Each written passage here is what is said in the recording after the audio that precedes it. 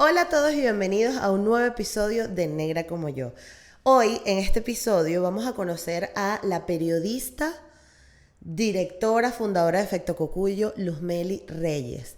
Luzmeli es una mujer afro-venezolana que desde hace muchos años ha dedicado su vida y su historia al periodismo de investigación y al periodismo de sucesos y del entorno político. Lo que la lleva a día de hoy, hace unos cuantos años ya, a fundar Efecto Cocuyo, un medio de comunicación digital, pero que hace periodismo desde una visión más imparcial, más investigativa y con una muy buena profundidad. Entonces Luzmeli de verdad nos enseñó muchísimas cosas de periodismo. Bueno, a mí porque soy periodista también, entonces las cosas que decía me encantaban y me llamaban muchísimo la atención. Pero además de esto, también podrán conocer la historia de una Luzmeli, bueno, de la joven Luzmeli, de cómo empezó, cómo fueron sus inicios, de dónde viene, todo esto que siempre hablamos en las entrevistas de Negra como yo. Así que creo que les va a gustar muchísimo. Entre otras cosas, recuerden que si estás en YouTube, suscríbete, dale like, comparte, comenta y que si nos quieres escuchar en las plataformas de podcast, pues estamos disponibles en Spotify, eBooks, Anchor, Apple Podcasts y que tenemos un Patreon donde puedes aportar mes a mes cualquier cantidad que te guste para ver contenido extra disponible y que también estamos en las redes sociales como Negra como yo, en Twitter, en Facebook y en Instagram. Así que disfruten de esta entrevista con Luzmeli Reyes y nos vemos en el próximo episodio. Esto es Negra como yo, un espacio único que nació para motivarnos a valorar el cuerpo que somos, crecer nuestra autoestima y hablar de negritud latinoamericana. De nacer, negra como yo. Hoy en Negra como yo tengo el honor de presentarles a una institución del periodismo venezolano, la señora Luzmeli Reyes. Bienvenida. Yay. Muchas gracias, muchas gracias. No, Luzmeli, muchísimas gracias a ti porque tu historia, además de inspiradora, increíble, es como una historia que yo creo que va a dejar como un recuerdo bien bonito en el periodismo venezolano y para las futuras generaciones, así que de verdad muchísimas gracias por aceptar la invitación. Yo suelo empezar preguntándole a los invitados de dónde son y cómo fue la infancia de cada uno, así que si me puedes responder eso, estaría increíble y así empezamos de una vez. Ok, bueno, yo soy de Petare que es una zona de Caracas en la que no nací, pero me crié. O sea, yo nací, Okay. digamos, como nacía la gente de mi generación en la maternidad Concepción Concepción Palacio. Y Palacios, nos los, exacto. nos los enseñaban a decir desde chiquitico para que uno supiera dónde había nacido. Pero crecí en Petare en el barrio Maca Este. Y es así, Okay, Maca Este, no Maca, Maca Este. Porque okay. existe Maca y existe esto que no sé por qué lo pusieron así nunca, pero bueno, así se llamaba. ¿Pero es Me este de crié los allí, puntos ¿no? cardinales o este de este es Maca? Bueno, esa es una buena pregunta porque no sé si fue así como que este es Maca, pero se llamaba así Maca Este Ok, y quedaba antes del puente de Maca, ¿no? ok, ok, ok. ¿Y cómo es crecer en Maca? Este. Maca, ay, bueno, fíjate, yo creo que yo digo siempre que yo tuve una infancia feliz, Ujú. porque antes de llegar a Macaeste, nosotros vivíamos en una zona en las afueras de Caracas, que después se pobló con una montaña, era una montaña y después se pobló, y esa primera parte la recuerdo yo mucho, yo era muy chiquitica, pero yo creo que eso me marcó a mí mucho, porque vivíamos como en un ranchito de madera, sin piso, con el piso de tierra, pues. Ujú. Pero estaba en una montaña, entonces hacíamos muchas cosas y disfrutábamos mucho, pues, porque era así como, bueno, no sé, estar en un campo y jugábamos y nos divertíamos y hacíamos expediciones por otras zonas de la montaña donde había siembras de mandarina. y jugábamos muchísimo, mi hermana y yo, mi hermana, la del medio, y yo jugábamos muchísimo, teníamos perros, y en estos días recordaba con mi esposo que para recoger el agua allí había que recogerla Ujú. con canales puesto, o sea, hacías con una plancha de zinc, una especie de canal y la ponías en el borde del techo y cuando llovía esa agua caía por allí y caía en el pipote, que era un pipote de estos tipos de barriles, pues, de Los de metal, no sé qué. metal. Exacto.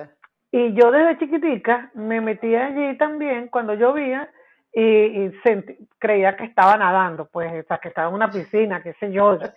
Y yo le decía a José, yo le digo, ¿por qué me gustará tanto meterme así como que en los cuerpos de agua, ¿no? Siempre me ha gustado. Ok. Y nada, jugábamos béisbol y no sé, creo que esa fue una etapa muy bonita. Y de allí sí nos mudamos ya para Petare, que era como que vinimos a la ciudad Exacto. y bueno, allí crecer en Macaeste tuvo sus cosas positivas y sus cosas, digamos, no tan positivas, Ujú. porque a la edad en la que ya yo estaba allí, pues empecé a darme cuenta de que éramos pobres y empecé a darme cuenta que éramos pobres porque había que transitar por la ciudad y empecé a ver las diferencias que había, ¿no? Entonces, como Claro. se descubres que vives en una zona bueno, que no tiene agua corriente, que no hay teléfono, todo ese tipo de cosas. Y te das cuenta y dices, aquí Ujú. pasa algo. Y uno es tan niño que no termina de entender eso hasta que ves y entiendes y dices, ay, que lo que pasa es que somos pobres. Y bueno, entonces Exacto. fue en la parte que yo siempre digo que es muy bonita, yo tuve una infancia feliz en el sentido de que tuve mucho amor de parte de mi madre y de mi familia y siempre como mucha esperanza. La parte no Ujú. tan bonita es que cuando ves allí todo el tema de la pobreza, pues ves cómo nos invisibilizan o cómo nos estereotipan, ese tipo de cosas. Y aunque yo era muy niña para darme cuenta de eso, digamos intelectualmente, pues los Ujú. niños nos damos cuenta de muchas cosas que los adultos creen Claro. que no. Sí, sí, sí. Además, siempre está como eso de que, ay, bueno, no, tú eres niña, todavía no vas a saber y tienes 3 días comiendo arroz con caraota, pero uno lo sabe, uno lo vive. Claro, exacto. Entonces, no, y además que yo siempre digo que cuando uno es niño se da cuenta de muchísimas cosas o ve Ujú. muchas cosas y los adultos creen que uno no ve porque el adulto también, bueno, antes, no sé cómo es ahora, Ujú. el adulto también invisibiliza al niño o a la niña. Es así como que, ah, Correcto. no, ¿sabes? Como, y entonces resulta que no, que uno ve muchas cosas que de repente uno no entiende, pero las Claro. ve. Y después te Sí, acuerdas y dices, ay, yo me acuerdo de tal cosa, o yo me acuerdo de tal claro. cosa. Sí. No, y que los padres me imagino que también en una búsqueda de querer proteger al niño o de que de repente no vea las cosas o que de repente realmente crea que el niño no va a saber cómo resolver, porque al final tampoco un niño no tiene cómo ayudarte a resolver que no hay comida, ¿sabes? Exacto. Em, o evitar pasar esos momentos traumáticos, qué sé yo. Pero ¿con quiénes vivías? ¿Cuántas personas eran? ¿Era mucha gente en casa o eran pocos? No, cuando estuvimos digamos, en esta zona que ahora es Mariches, Ujú. vivía con mi mamá y mi hermana, éramos Ok, 3 personas, y wow. Nilson y Canela, que eran 2 perros Dos perros. que vivían con nosotros, sí, bellísimo. Igualmente después ya en Petare, mi mamá se casó y entonces éramos mi mamá, su esposo y nosotras y como 10 perros porque mi mamá tenía la costumbre de rescatar perritos, cachorritos que estaban abandonados en la calle, entonces Claro. los llevaba para la casa y pues bueno, Ujú. perritos más perritas se juntaron y tuvieron perritos. Entonces Eh, había los hijos y los nietos de los perros que había llevado mi mamá para la casa. Claro, claro. No, imagínate, yo creo que cuando hay personas así es muy difícil, O sea, yo por eso no tengo ni uno, porque yo sé que lo que tenga uno, cualquiera que vea por ahí, ay, no, me lo llevo y así empieza la locura. No, mi mamá siempre sí fue muy sensible con los animales Sí. en la calle y los rescataba y yo le echaba broma después ya un poquito más grande porque Ajá. siempre rescataba eran las perritas. Y yo, Ah, claro, porque, ¿sabes? A las perritas, y ojo, yo no hago similitudes con eso, porque cualquier psicólogo diría, mira, pero es que sí, a las perritas siempre las dejaban por ahí botaditas, porque, ujú, bueno, para, si salían, se reproducían, pues entonces no hallaban qué hacer con claro, los perritos. Entonces claro, había gente que las botaba, pues que agarraba a los perros y botaba a las perritas. claro, claro.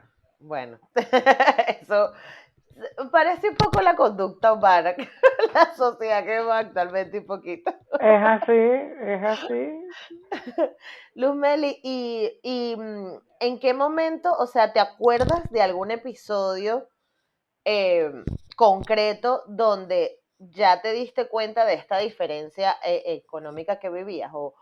O algo, o algo como que recuerdes con un poquito de dolor, o ni siquiera dolor, sino como que te haya hecho reflexionar. Mira, yo siempre digo que yo me di cuenta de eso a los 10 años, Ok. pero si te digo que hay un momento en el que dije así, ay, esto está pasando, no. Ujú, Creo que fue la suma de las cosas, porque ujú, yo desde que era niña andaba por la ciudad. ¿Por qué? Porque se podía andar por la ciudad. ujú, Entonces yo iba a visitar a mi abuelita, siempre la íbamos a visitar cuando era desde chiquitica, pues, pero ujú, cuando ya estaba más grandecita podía ir sola. Entonces agarraba una camioneta en Petare y llegaba hacia, digamos, por ahí hacia la zona del Andrés Bello. Y en ujú, ese camino ya veías las diferencias, o sea, ujú, veías cómo era la redoma de Petare, pasabas por Chacao, la Avenida Libertador y llegabas claro, a otra zona y ya ahí te dabas cuenta a que hay algo distinto. ujú, También porque mi mamá era bedel en la escuela donde yo estudié, pero además ella para ganar un poco más de dinero limpiaba también en casas de otras personas y ujú. varias veces nos llevaba para la casa de otras personas, pues le permitían que nos llevaran y entonces tú también veías la diferencia, ¿no? Bueno, esta casa es así, la casa donde yo vivo es de esta manera. Creo que esa fue como que cuando empiezas a darte cuenta de estas diferencias. Sí. Yo no sé si esta pregunta vaya a ser como muy personal, pero ¿te acuerdas por qué tu mamá vivía, o sea, porque ustedes comenzaron viviendo en Mariche? ¿Qué las llevó a vivir ahí? No sé. Oye, sí, sí es muy personal y ahí sí no me meto mucho porque fue una decisión de mi Ujú, mamá, pero sí fue muy personal, fue un cambio en la vida nuestra ok. y terminamos viviendo por allá. Claro. No, ¿sabes por qué te lo digo, Luz Meli? Porque mucha gente, cuando se habla de clases sociales o se habla de situaciones de pobreza o de carencias que vivieron, que vive cualquier persona, mucha gente suele opinar como muy a la ligera de, ay, bueno, pero es que ella pudo haber surgido si le daba la gana, ¿no? Y ya, y bueno, porque no, ¿sabes? Porque no trabajó o cómo se va a ir con unas niñas, ¿no? Pero la gente no entiende que a lo mejor la raíz, la gente poniendo como este personaje ficticio de la opinión de muchas personas, ¿no? Eh, como que muchas personas no reflexionan con respecto al hecho de que son muchísimas situaciones, o sea, no se trata solo de alguien que no quería trabajar o quería vivir ahí y ya, ¿no? Y eso pasa mucho con respecto a las personas que crecen en zonas más, un poco más pudientes de Caracas, o es lo que yo pude ver en comparación con las personas que viven en zonas más populares o con más carencias, ¿no? Que es como que, es que no quieren salir del barrio porque no les da la gana, o ay, es que están viviendo ahí, ¿cómo pueden vivir ahí, vale? O sabes, entonces por eso mismo lo preguntaba, porque, Mm, sí, pero bueno, yo en el entorno en el que yo crecí, yo uh-huh, no vi a nadie flojo. Siempre, sí, o sea, exacto, yo no vi a nadie flojo. exacto, Sí, sí llegó a pasar que, pues muchos desertaban de estudiar, pues entonces, claro, porque había que ganarse la vida. uh-huh,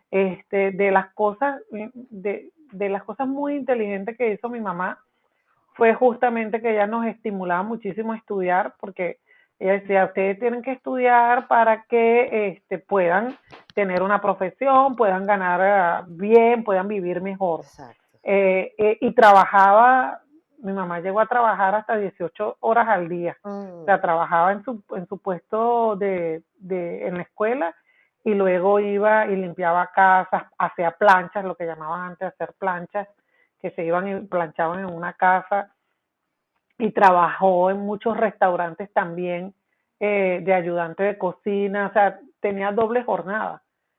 Había años, me acuerdo que hubo una vez un tiempo en el que nosotros veíamos a mi mamá, era en la escuela, porque apenas ella se iba a trabajar, nosotros íbamos también para la escuela. Después de ahí nosotros nos íbamos para la casa, ella se quedaba limpiando. Si le daba tiempo, subía a la casa, y después se iba a trabajar a un restaurante como ayudante de cocina. Entonces, y llegaba ya cuando cerraban el restaurante, y siempre, Claro. recuerdo que siempre nos llevaba comida, porque bueno, en el restaurante siempre la comida que le daban a los trabajadores, ella nos la llevaba para que probáramos otro tipo de comida, pues. Qué bonito. Sí, además que eran trabajos muy, muy físicos. Es decir, que de flojera nada, porque De flojera nada. tenías que rendir con ese cuerpo duro. Y eso es algo que, bueno, ahora yo lo vivo particularmente en mi generación, que ahora trabajamos todo desde lo remoto, ¿no? Que de hecho a veces hasta recomiendan por seguridad laboral que te pares y estires la columna porque y en esa época muchas personas pudieron levantar a su familia a punta de trabajo de sudor, ¿no? Sí. Sí, y eso es bien importante porque yo creo que marca como que la relación que a lo mejor tienes tú ahora con el trabajo, ¿no? Que si de repente. Sí, yo digo que la ética laboral que yo aprendí, la aprendí de mi mamá, Ujú. viéndola trabajar, viéndola preocuparse porque las cosas quedaran bien, viendo su esfuerzo por hacer su trabajo bien hecho. Pues me imagino que en ese tiempo, bueno, ante la posibilidad de quedarse desempleado, cualquiera, o sea, le ponía muchísimo, y hacer el trabajo. Pues yo aprendí de eso, pues de verla trabajando muchísimo. Exacto. ¿Y no te pasa ahora, a día de hoy, que entonces si algo no te cuesta, sientes que, bueno, no sé si será, ¿sabes? Como que si es algo que llega como que muy fácil, no sé si estoy diciendo. Bueno, lo que pasa es que casi nada me ha llegado muy fácil. Por eso digo que de repente, no Entonces, sé, te halagan o te dan un cumplido o te dicen algo y uno como que, bueno, no sé si hice lo suficiente, no sé de repente si te ha pasado. no, creo que ahora hay un término para eso que Ajá, comparto con una amiga también, que se llama overachieving, ajá, que queremos lograr mucho más y siempre queremos lograr más y más, y no nos quedamos tranquilas con exacto, lo que tenemos. Sí, pues pasa, eso pasa. O que a veces pasa que muchas veces cuando la gente te hace un reconocimiento o ve parte del trabajo que has hecho, y uno dice, bueno, sí, lo hice porque me gusta, porque es el trabajo y tal, y uno no reconoce su propio esfuerzo. O sea, ujú, y viene otra persona y te dice, oye, pero es que hacer esto y lo otro es un gran esfuerzo, y se da cuenta. Y sí, eso nos pasa. Igual nos claro, pasa que de repente uno ve el esfuerzo y el trabajo que hace otra persona y se lo dice, y la persona no se ha dado cuenta de eso también. también, exacto, sí, pero precisamente por eso lo digo, porque claro, la cultura de lo que uno ve alrededor es partite el lomo y tal, y cuando las cosas no son así, uno no siente que se lo ha sudado tanto o no cree que es lo mejor, pero sí es muy importante eso. Pero volvamos a tu retrato, Luz Meli. ¿Cómo eras cuando eras adolescente? ¿Qué, no sé, qué te dabas cuenta que te gustaba hacer? ¿Cómo te relacionabas? ¿Cómo fue tu adolescencia? Yo creo que también fui relativamente Ok. tranquila. Me gustaba, me encantaba, siempre me ha gustado bailar. Entonces, sí, pero no era fiestera, pues no iba a matiné, no era galla tampoco. Ok. O sea, era muy buena estudiante, pero era porque era buena estudiante, entendía las cosas, pero no era que tenía cuadernos bien forrados, nada. O sea, allí no, nunca pasé la revisión de cuadernos que hacían en la escuela, y era muy traviesa, era extremadamente traviesa. Las maestras y los profesores, sobre todo ya después en el liceo, me aguantaban cosas porque sacaba buenas notas, pero era muy traviesa, Echadora de broma. sí, yo diría que hasta fastidiosita, ¿no? Pero bueno, Bueno, pero tu ya, personalidad. sí, sí, uno se va creando ahí bueno, era, pasé una época en la que era así, Pepita Preguntón, que todo lo preguntaba, todo lo Mm, preguntaba, todo lo preguntaba. Pasé una época en la que peleaba con los profesores, pasé una época en la que incluso, le cuestionaba a los profesores si no dejaban hablar a alguna compañera y entonces la compañera se intimidaba y no decía algo y yo le decía, pero ¿por qué te vas a quedar callada? Porque él tiene que, o ay, sea, yo, sabes, era así como muy rebelde frente al autoritarismo, no frente a la autoridad, sino frente al autoritarismo era muy, muy exacto, rebelde. Eso también lo aprendí en mi casa. Porque claro. mi mamá nos decía, ustedes no se, o sea, ustedes respetan a los adultos, pero usted no permita que le falten el respeto. Entonces, Exacto. creo que eso también influyó allí. Claro, claro. A poner límites que a veces no todo el mundo sabe poner. Eso está muy bien. ¿Y Sí, no crees que hay que poner, eso, claro, y no crees que eso era tu periodista ahí saliendo a defender cositas? La periodista de sí, información. viéndolo en la distancia, yo todo de primero a tercer año fui delegada de curso, Mm, ¿sabes? Así que yo, porque bueno, me encantaba meterme en un lío, pues, mm, y llamar y hacer asambleas y todo eso. Que siempre los profesores me decían, deberías estudiar derecho porque te la pasas defendiendo a todo el mundo. ujú, Puede haber sido que ahí estaba el germen del periodismo y de donde me metí después, ujú. pero sí, tal vez viéndolo ahora que tú lo preguntas, puede ser allí No lo que había se haya visto pensado. eso. No, lo que yo sí recuerdo muchísimo de mi época en el liceo, Ujú. es que a mí se me hacía relativamente muy, muy sencillo el tema del castellano, que además me encantaba, las ciencias también, o sea, era muy, muy, muy fácil para mí, y los idiomas. Me costaba después cuando estaba ya en tercer año el tema de matemáticas, siempre me costó un poquito más, pero cuando pasé por física era una cosa así que la amé para toda la vida, y biología y química. Entonces yo me debatía incluso cuando iba a cuarto año si estudiar humanidades o estudiar ciencias. Y yo estudié ciencia, pero fue Wow. porque yo a los 12 13 años había tomado una decisión sobre lo que iba a hacer 5 años después, y lo que yo quería Ujú. hacer implicaba que me graduara en ciencias. Entonces estudié Ok, ciencias, pues. ok, ok. Y a la universidad, o sea, esta decisión que tomaste 5 años antes, ¿influyó en lo que estudiaste en la universidad? O Casi. Yo tomé casi. la decisión cuando estaba en primer año, más o Ujú, menos, que yo me iba a ir para la escuela naval.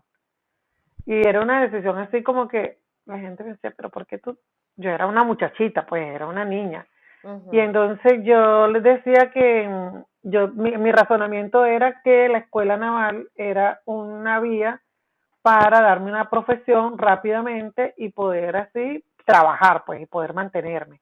Entonces, eso implicaba que me fuese a estudiar por ciencia. Y cuando presenté los exámenes en la escuela naval, estuve entre los primeros 8 personas. Cuando yo me gradué en el bachillerato, yo estaba entre los primeros 10 promedios del país. Y entonces, pero bueno, resulta que no me aceptaron Dicen, yo no sé, porque me decían que era porque no tenía palanca, ¿no? Y que necesitaba una carta de referencia y tal. La verdad no sé, yo tenía 16, 17 años, entonces Claro. ni sé. Y luego, bueno, cuando no quedé allí, eh, me dijeron que yo ya había aplicado a la universidad. Disculpa si uso ese término, pero era el registro este que uno hacía con Ah, no, sí, sí. CNU. Es que no me acuerdo cómo que, porque ya hace años, Sí, el y, CNU y con, exacto, y por el promedio podía aplicar a la carrera que quisiera. que tú En aquel quisieras. momento la carrera más alta de que exigía mayor promedio era computación. Y yo tenía ese promedio, pero no me gustaba la computación y me gustaba la Mm, medicina. Y entonces escogí puras carreras humanísticas. Y ok. bueno, y quedé en la Escuela de Comunicación Social de la UCB. Ujú. Y luego con el tiempo todavía no estaba segura de si quería ser periodista, pero después de un año sí, ya sabía que quería ser periodista. Claro. Y em, ¿cómo, o sea, no sé cómo pensaría la Luzmeli a los 17 años, en plan, bueno, vamos hasta aquí? O sea, qué pensabas de la vida universitaria, de lo que te ofrecía, te gustaba, te daba curiosidad, te emocionaba? ¿O lo hacías porque era un requisito más para vivir en Caracas? No sé. No, no, lo que pasa es que eh, mis amigas me echan mucha broma y mi socia, porque dicen que yo siempre pienso, yo hago planes quinquenales. Ella me dice, o sea, lo que yo estoy haciendo hoy, ya yo lo pensé hace 5 años. Ok, No significa que es exactamente lo que voy a hacer, pero ya yo hace 5 años yo decía, voy a estar haciendo esto, voy a irme para acá, voy a buscar tal cosa, voy a prepararme para tal área. Y parece que eso es un hábito que tengo desde que era chiquita. Y cuando yo entré en la universidad, como ese no era mi plan era irme a la escuela naval, entonces yo ujú, me imagino que ese primer año estaba como en esa etapa de desconcierto de ver si ese era el espacio claro, donde yo iba a estar. claro. Yo supongo porque mi forma, como te digo, mi forma mi hábito es pensar 5 años después y yo había pensado ya Ujú, a los 12 años que yo me iba a ir cuando me graduara de bachiller a la escuela naval. exacto. Entonces estaba pasando como ese desconcierto. Y en la universidad ahí sí era media galla, ahí sí era porque aunque yo era muy traviesa y me había criado en un barrio y tal, pues yo no estaba acostumbrada a ver cosas que después vi en la universidad, ¿no? Claro. Entonces ahí yo sí era como que era muy caída de la mata. No parecía porque yo siempre he sido como muy vivaz y he tenido así Ujú, como que, ¿sabes? Sí, muy curiosa con todo, pero era media caída de la mata. claro. ¿Y qué te impresionó más que de la carrera en sí, de la universidad? Porque la central yo creo que ha ido cambiando. A ver, yo no estoy en la central, pero es una universidad que tiene una vibra completamente distinta, única incluso. Entonces, ¿qué te gustó? Además de haber salido del colegio, de toda la vida, ahora a la universidad donde probablemente uno está sin tanta supervisión, ve gente de todas partes. Yo desde chiquita me acostumbré a estar en la calle. Es Ok. decir, y es algo que siempre digo que encuentro maravilloso porque había problemas de seguridad y todo, pero yo podía estar de los Ujú, 10 años. Recuerdo claramente que yo andaba en la calle, me iba sola a la escuela, me iba sola a la casa de mi abuela, a la casa de mis primos, todo el tiempo, claro, ujú. andaba también con mis primos pero andábamos incluso muchos niños en la calle, o sea, nos Ujú. reuníamos y nos íbamos a jugar a algún lado. Entonces, llegar a la universidad era como, o sea, sí, bien lindo. A mí me encantaba la tierra de nadie, me encantaba el jardín botánico también. Ujú. Este, y, pero creo que a mí lo que más me impresionó fue ver, me acuerdo clarito, todavía me acuerdo, una competencia de atletismo en el Estadio Olímpico, porque siempre también me gustaban los deportes, y ver una corredora maravillosa, una muchacha en aquel momento se llama Susana Mentor, fue una de las grandes corredoras de velocidad en Venezuela, y la vi en una competencia y cuando la vi dije, yo quiero ser corredora. Y entonces yo tomé mi decisión, apenas no tenía ni 3 meses en la universidad y decidí que iba a ser corredora también. Para enfrentarme a la cruda realidad de que talento para correr no tenía mucho, pero como me gustaba tanto, no tenía condiciones, pues, pero como me gustaba tanto, Exacto. entrenaba muchísimo, pero condiciones naturales, eso sí que no te lo tenía.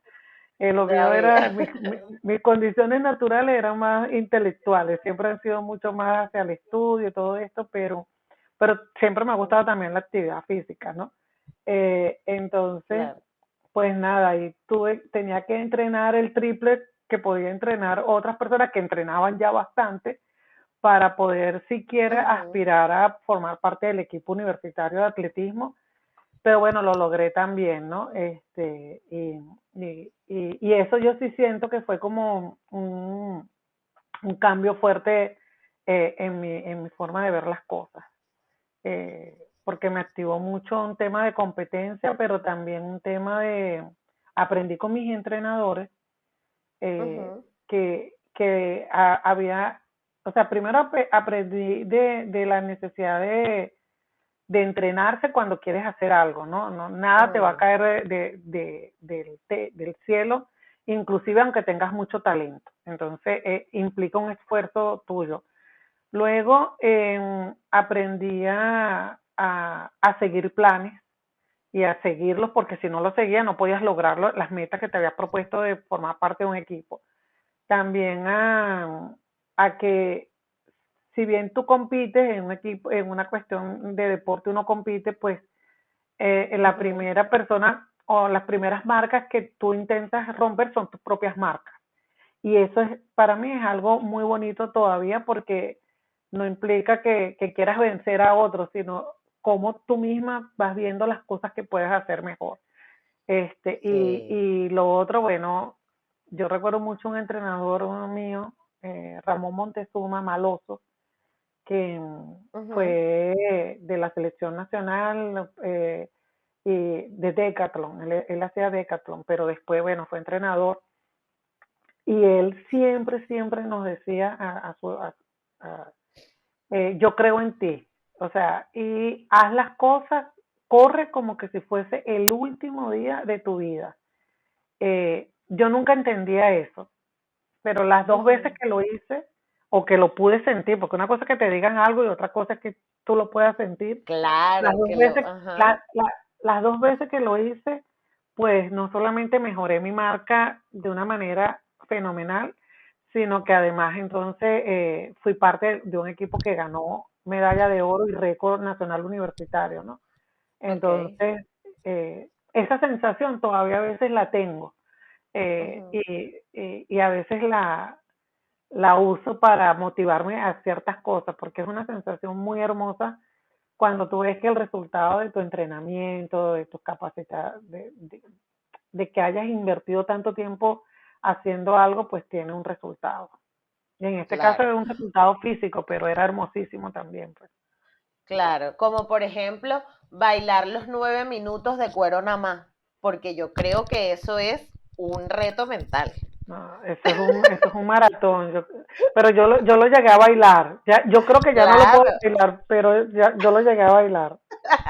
claro, porque uno dice, bueno, ok, uno empieza motivado, pero ya llega un punto en que te retas a ti mismo en plan, yo tengo que terminar esto, no puedo quedarme en Así mitad de es. la pista.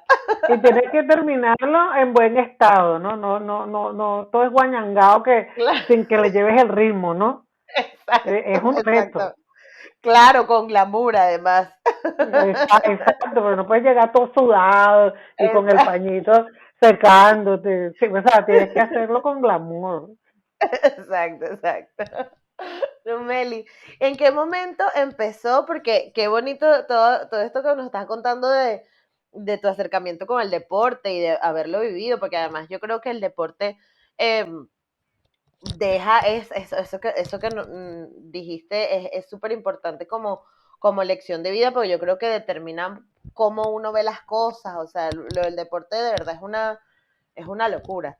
La estructura que te da y tal, pero ¿cuándo entonces empieza el periodismo investigativo? Ah, no, ya ahí sí, cuando, o sea, mis años en la universidad Ujú, tienen más peso el deporte, las fiestas, porque ujú, siempre decía, o sea, las mejores fiestas las hacían en la universidad, claro. la gente de ciencias, por cierto, aunque se peleaban con la gente de ingeniería, no sé de qué universidad, tú eres, No, yo estoy en fuiste. la Santa María, pero mi mamá estudió en la Central y conozco todo el entorno de la Central porque yo iba para clases con mi mamá. Ah, bueno, entonces, pues la gente de ingeniería se picaba con los de ciencias, pero hacían unas fiestas maravillosas, entonces, y estudiando, pues, era Ajá. relativamente fácil estudiar, porque bueno, eh, alguna vez tuve alguna dificultad con algunos profesores y decía, oye, ¿será que yo no sirvo para esto? Pero después tenía otro y otro me veía que sí podía, ¿no? Y Exacto. ya, sí, cuando salí de la universidad, mi mamá hizo la promesa de que yo no iba a trabajar mientras estuviera en la universidad, porque ella quería que yo me graduara en la universidad. Entonces, pues me decía, no, no importa que estemos en condiciones y todo lo que yo necesitaba, claro, yo también recibí una beca, ¿no? Entonces todo lo que yo No, y una necesitaba, ella, universidad central que estaba en condiciones para que te motivaras a estudiar, pues también. exacto. Sí. Entonces, y luego ya al periodismo de investigación llegué ya un poquito ya grande, pues, porque yo empecé haciendo Mm, periodismo deportivo, después estuve, digamos, en general haciendo periodismo, lo que llaman genérico, luego político y después ya me metí en periodismo de investigación. ujú. ¿Y cómo entonces es el approach? O te cambio la pregunta, ¿en qué momento llega el periodismo como profesión? O sea, cuando te graduaste, ¿qué fue lo que hiciste? ¿Cuándo empezaste a trabajar? ¿Cuál fue tu primer experiencia laboral? Mira, cuando yo me gradué, como siempre, tengo una tendencia al riesgo, ¿verdad? Entonces ¿Cuál fue la yo, siguiente planificación de los 5 años? bueno, yo decidí que yo quería conocer cómo era la provincia, el interior, porque se estaba dando este proceso de Ah, descentralización en Venezuela que estaba reciencito y yo quería conocer eso, porque siempre había vivido en Caracas, digamos en un barrio, pero en Caracas, y yo quería saber, porque tenía familiares en Maracay y tal, y yo quería saber cómo era esto. Mejor dicho, yo me quería ir para el sur, para Guayana, porque me encantaba la zona de Guayana, que la conocía por las competencias, pues porque había viajado con el equipo de atletismo. ok. Pero bueno, no me pude ir a Guayana y me fui a Maracay, porque quería conocer el proceso de descentralización. Y entonces, estando allí, pues empecé a hacer muchos trabajos aunque no estaba formalmente en investigación, a investigar muchos temas. Mm, Y allí ya me empezaron a ubicar mucho en el tema político, que no me gustaba, no me gustaba, pero ya una vez que me dijeron, mira, te vamos a dejar cubriendo política, empecé a estudiar muchísimo, muchísimo sobre política, porque siempre me ha gustado eso, pues saber en qué espacio me estoy moviendo. claro. Y no, o sea, yo desde como el segundo año en la universidad, yo supe que yo iba a ser periodista. De hecho, en la central, en aquel momento, si mal no recuerdo, en el pensum, uno decidía como después del cuarto semestre por qué área se iba a ir. Y yo decidí irme por Ujú. periodismo impreso. O sea, la gente decidía si se iba por publicidad o por audiovisual Audiovisual. o algo que a mí me gustaba también, que se llamaba comunicología. Y digo que se llamaba porque por lo menos comunicología lo eliminaron de la central, del pensum de la central. y Mm, creo que es necesaria que se formase gente en esa área porque es investigación, pero investigación de la sí, comunicación. Pero me gustaba esto, exacto. pues impreso y comunicología, pero ya yo sabía que yo ahí sí estaba clara que iba a ser periodista. Claro. La duda mía era si iba a ser periodista de deportes, que hacía periodismo deportivo porque me gustaba el deporte. O sea, yo me veía haciendo era solo periodismo deportivo. Pero bueno, ya la vida ahí también Mm, interviene. Porque una cosa, uno planifica, como te digo, yo pienso 5 años, pero claro, tampoco es que la vida te lleva para allá, pues. claro, claro, no, tú te proyectas, entonces ya se sabrá qué es lo que... Sí, exactamente. Qué cool. Y entonces, eh, la, la, el periodismo tiene algo que es una carrera como que es muy bonita cuando estás en hype y cuando estás trabajando, creo yo, ¿no? Pero cuando estás en un momento donde de repente no tienes ninguna investigación o tu trabajo entra como ¿cómo es que se llama esto? En modo piloto automático, que ya haces más o menos lo mismo toda la vida, o sea, todos los días, ¿no? Y que es la monotonía bueno, sí, voy al trabajo, me despierto a las 8 de la mañana, no sé. Yo creo que es como que uno vive esas dos etapas, cuando de repente estás haciendo una investigación, estás trabajando en un proyecto o cualquier cosa así, y luego esa parte de, bueno, la rutina, todos los días vas, investigas, traes la noticia, escribes lo que vas a escribir. Entonces, de esas dos aristas, ¿qué recuerdas de tu carrera? O sea, ¿qué recuerdas de la época en la que eras alguna investigación que te interesó, algo que te daba curiosidad de la época en la que estabas viviendo y una época donde, bueno, estoy tranquila, no sé, esto no se mueve mucho? Bueno, lo que pasa es que te voy a decir, Ajá, digamos que mi primer día de trabajo formal ajá. fue el 4 de febrero de 1992. ¿Qué? Entonces, No. bueno, no es que mi vida profesional haya estado muy tranquila, pero Claro. pero sí Wow. pasé, me acuerdo cuando yo estaba en Maracay cuando eso, o sea, Aparte empecé a estás en trabajar allá. Maracay. Sí, No. pero luego yo sí recuerdo una época en la que estaba como muy cansada, ya estaba en Caracas, me fui a Ajá, trabajar en un periódico pequeño que me llamaron a trabajar en Caracas, que se ajá, llamaba El Globo, y era un periódico donde estaban todas las estrellas, así que uno quería y admiraba del periodismo venezolano, que se habían ido ajá, del Nacional, por distintas razones, y entonces crearon este ajá, periódico pequeñito. ajá, Pero estando allí, yo ya el tercer año ya estaba como que fastidiada. Y ajá, pasó un incidente, y recuerdo que mi jefe en aquel momento, que se llamaba Alberto Castro Pimentel, que en paz descanse, ajá, me llamó. Yo siempre, yo aprendí mucho con él en ese momento. Sí, era una chama todavía, pero él me ajá, llamó y me dijo, mira, este, fue en una guardia. A mí me fastidiaban horriblemente las guardias porque era un fin de semana sí, un fin de semana no, pero muchas veces, mm, pues si no pasaba nada, había que lograr ciertas cosas, pues una entrevista y sí, todo esto, entonces a veces era muy cansón estar llamando a la gente, bueno, todo esto. Eh, y nosotros nos fuimos y yo me fui a acompañar a una colega a una pauta un fin de semana y yo hice mi pauta, pero mi colega no hizo su pauta. Y cuando vinimos a ver, pues la tubiaron, ajá, a mi colega, y mi jefe me dijo, oye, aquí está pasando algo, yo estoy notando que tú has bajado tu rendimiento, todo esto, y pues eso no es bueno para ti. claro. Las voy a separar, los voy a poner y te voy a poner a ti en una guardia conmigo, que era así como un castigo, ¿no? Pero Claro. fue lo mejor que me Pero porque pasó tu compañera porque, estaba consiguiendo los tubazos y tú no.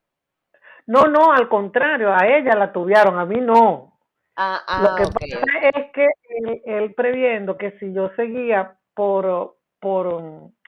digamos, si yo me descuidaba en mi trabajo, y Ujú. además nosotros éramos muy cercanas, pues podía haber, o sea, yo podía caer en un mal desempeño que ya lo estaba teniendo. O sea, ya yo estaba Claro. desempeñándome mal, pero no me tuvieron en ese momento, pero ya Ok. ya estaban a punto de que me tuvieran, pues como quien dice. Claro. Y él Exacto. rapidito se dio cuenta y me agarró y me cambió, me hizo un movimiento de cambiarme como para estimularme y eso me ayudó bastante, Ujú. porque ya sí, ya estaba agotada, ya yo decía, siempre haciendo lo mismo, a mí me fastidia mucho el periodismo declarativo que se hacía en aquel momento, muchas veces en Venezuela, eso me aburría horriblemente, me fastidiaba. Y entonces, claro, él Claro. viendo eso me cambió y eso me ayudó bastante. Entonces, como que esos dos momentos, pero Claro. yo nunca, tal vez de esa vez, nunca me he permitido que llegue un momento para aburrirme en el ejercicio de la profesión. Eso es importante. Siempre ando ¿Y buscando otras entonces qué cosas que haces en hacer. esos momentos? No dejo que Claro. lleguen. Exacto. O sea, cuando te hablaba de los 5 años, más o menos, bueno, Exacto. tengo tal cosa, esto lo voy a manejar, lo voy a dominar, porque es una cuestión de retos, pues. Y, bueno, ya cuando lo domine, ¿qué Exacto. voy a hacer? Entonces, bueno, me gustaría tal cosa. Ujú. Y tuve la fortuna de que después cuando trabajé en mi época, en la que trabajé en Últimas Noticias, pues pasé 10 años Ujú. allí, que nunca había pasado 10 años, siempre me iba a los 3 años de los trabajos y era porque ahí me fueron rotando. Pues yo les expresaba mi inquietud y me iban rotando y Ah, entonces nunca me quedé tanto tiempo para aburrirme en un solo sitio. claro, claro. Porque sí creo ¿Y qué eso, pues recuerdas de esa época de Últimas Noticias? Algo así interesante como, por ejemplo, haber empezado a trabajar. O sea, yo creo que nada se compara a haber empezado a trabajar el 4 de febrero del 92 en Maracay. bueno, te lo tengo también. Ah, Yo empecé a trabajar en Últimas Noticias, creo el 25 de marzo del 2002 como qué coordinadora de bien. política. No. Bueno, Pues para no quienes, te digo. ¡Guau! ¡Qué increíble! Yo creo que para quienes no estén familiarizados con la política venezolana, el 4 de febrero del 92 y el 11 de abril del 2002 fueron dos momentos bien importantes en la historia de Venezuela a nivel político, que fue uno cuando Chávez hace el primer golpe de Estado, si no me equivoco, y Ajá. luego el 11 de abril, que es cuando hacen esto, no sé, cómo. Ajá, pero yo quiero que tú me cuentes una cosa, que esto es a mí porque me da curiosidad desde periodista. Ay, me hubiera encantado tenerte como profesora en la universidad, los Meli. Qué locura. Bueno, te voy a decir como dicen los maracuchos, viví Ajá. con ella. Exacto. Ajá, porque entonces tú empezaste el 25 de marzo del 2002. Los periodistas y en el mundo periodístico, las cosas se saben antes. Entonces, ¿cómo Claro. fue ese día del 11 de abril? ¿Qué estabas No, haciendo ese es día? que además eso era muy, voy a usar la palabra cómico, pero no es eso lo que quiero decir. Sí. Desde el 28, 29, había una reportera que ahora está en Londres, que cubría el área de sindical, y ella sabía, o sea, eso se hablaba, pues. La gente dice que hubo un golpe en Venezuela y nadie lo sabía. Y le digo, pero ¿cómo que nadie lo sabía? Eso se hablaba en los círculos Mm, políticos y en los círculos periodísticos. Y entonces yo bromeaba y decía, bueno, la agenda de la conspiración en general va por tal sitio, pero eso lo sabía todo el mundo. Recuerdo que inclusive sí. alguna persona decía, pero ¿cómo que el gobierno fue sorprendido en esto? Sí, eso era voz populi, de verdad, se hablaba Ajá. muchísimo. Ojo, no se hablaba de lo que iba a pasar el 11 de abril, pero sí, ya se sabía que venía un camino hacia un tipo de acción del tipo que se dio, ¿no? Y sí, Exacto. eso se sabía. Y entonces nosotros, claro, no sabíamos Wow. qué iba a pasar exactamente, pero sabíamos que estaba pasando algo. Y nada, Ujú. sí recuerdo mucho esa marcha, porque aunque yo era coordinadora, pues yo siempre he creído mucho en el periodismo de patear calle, de estar en la calle, eso te da un olfato, una capacidad de entender las cosas. Y cuando yo salí ese 11 de abril y estaba en el centro de Caracas y vi, yo estuve en en Puente Llaguno y vi esto En allí, Puente Llaguno. sí, y veía la tensión y veía cómo se iban preparando, tocaban tambores como si se iba a una guerra y vi todo eso, pues yo me acuerdo que me fui a la oficina porque tenía que estar monitoreando equipos y llamé a unas amigas mías y le dije, mira, no, sálganse de esa marcha, porque en esa época no existía Twitter ni nada, si hubiera existido Twitter hubiera puesto en Twitter, tengan cuidado, ¿no? Sí.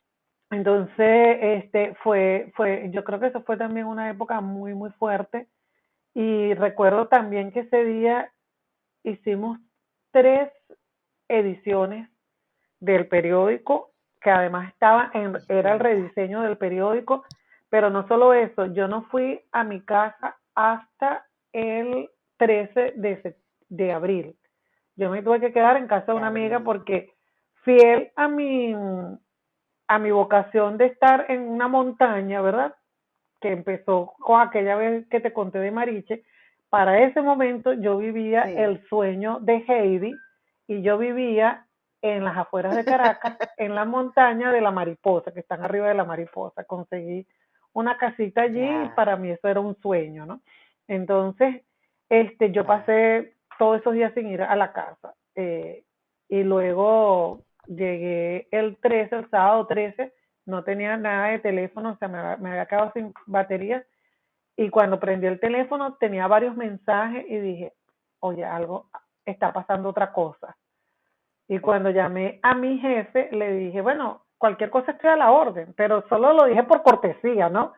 Porque era sábado y yo dije, Exacto. cualquier cosa estoy a la orden. Y entonces él me dijo, bueno, te voy a mandar a buscar porque aquí están pasando cosas muy raras. Y me mandó a buscar con un compañero de trabajo y cuando el compañero mío llegó tenía chaleco antibalas y me llevaba un chaleco antibalas.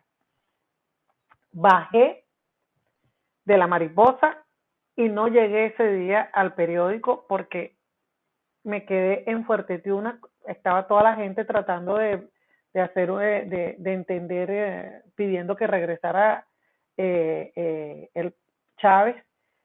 Y te lo digo también, en estos días también lo hablaba con mi hijo, yo siempre he tenido como que, como soy periodista, reportera de calle, pues siempre como que con mucho instinto me he movido mucho en esos ambientes y terminé montada en una moto, no me preguntes cómo, en una de las alcabalas de Fuerte Tiuna, montada en una moto que me llevó al sitio donde se empezó a producir la retoma.